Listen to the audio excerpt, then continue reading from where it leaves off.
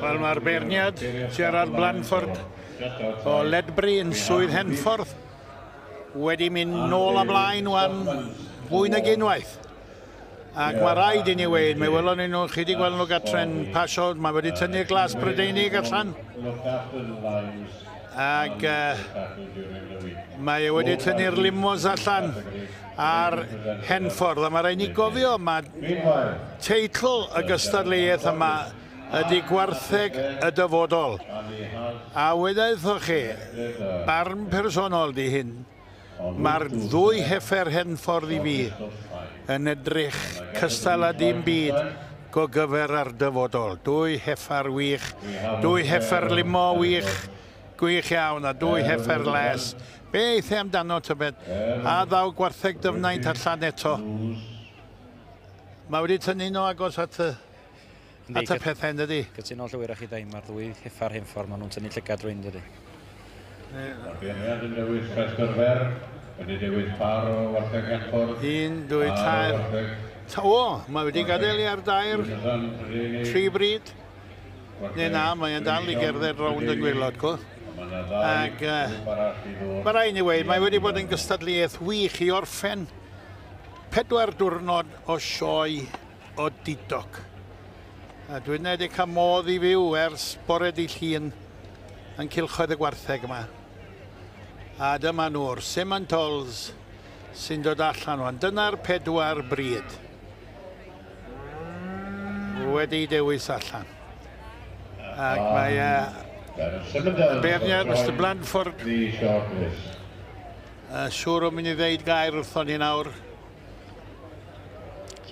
Ac mae siŵr yn meddwl bod nhw'n agos iawn i gilydd oherwydd mae efo'r Stewart yna ac mae e'n dod. The shortlist consists of only 4 animals, sorry ladies and gentlemen, and they are the Hereford, the Limousin, the Belgian, the British Blue, the Simmentols. And now a little word from our judge here today, from Ledbury in Herefordshire, ladies and gentlemen, Mr Gerald Blanford. Annie Tam. Morning, ladies and gentlemen. Selwyn Evans. To be able to judge such a good class. Chwyddiwr wedi gyhoeddi enw'r beirniad a dyma fo'n beirniad. Great lot of cattle. A credit to the connections, and we should put our hands together as the end of a long week. Well done to all the connections. Son bod wedi bod yn wythnos hir, ond bod wedi cadw i fynd i'r diwedd un. Future Y brwd females. frydedd a'r gwerthfawrogiad o fraint i ddangos gwartheg yn y sioe arbennig yma. Some pairs, the one was perfect and another not quite so good, but generally speaking, Mae Cymru yn wlad bach arbennig iawn i chi. Mewn rhyw gwta thefnos, fe fyddwn ni lawr yn Abergavenny ar lwyfan Eisteddfod Genedlaethol Cymru. Dyn ni wedi cael Steddfod Rhyngwladol Cymru, dyn ni wedi cael Steddfod yr Urdd, dyn ni wedi cael sioia trwy'r he, ac maen nhw dal i fynd. Ond dyma hi, y fam sioe ohonyn nhw i gyd, ac wedi gweld anifeiliaid, na welwn ni mwy gwell o. Wedi cwrdd â chyfeillion, mae'n hyfryd i gweld nhw ac wedi cael aml i dynnu coes a chwerthin. Ond dyma ni, Gerard Blanford, ar y gystadleuaeth ola efo'r gwartheg a mynd i ddyfarnu y wobr. A diolch am y fraint o gael dod i'ch catref i chi ar hyd yr wythnos, a gobeithio'ch bod chi wedi mwynhau. Hynny sy'n bwysig ynddo. Mae e'n edrych o ddifri ar y limbs wedi cael sioe.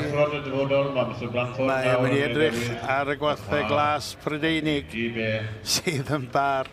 Mae'r 4 bar na. So ni ddim yn angydweld ar unrhyw un ohonyn nhw. Mae'n mor debyg i gilydd. Dyma nhw'r Simmentols. Bob un o'r bridiau yna wedi cael sioe dda iawn.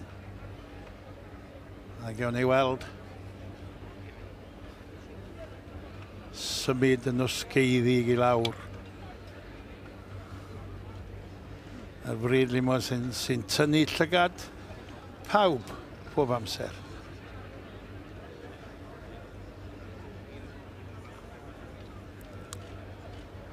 Be mae o'n mynd i wneud?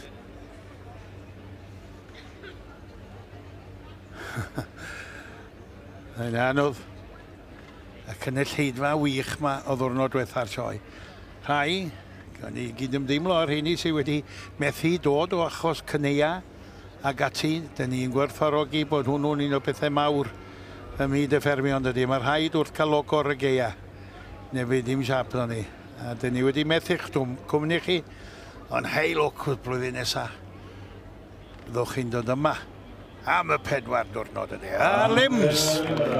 A Lims sydd wedi ennill. Mae'r rhain yn denu llygad pawb. A mae wedi bod yn sioe arbennig iddyn nhw.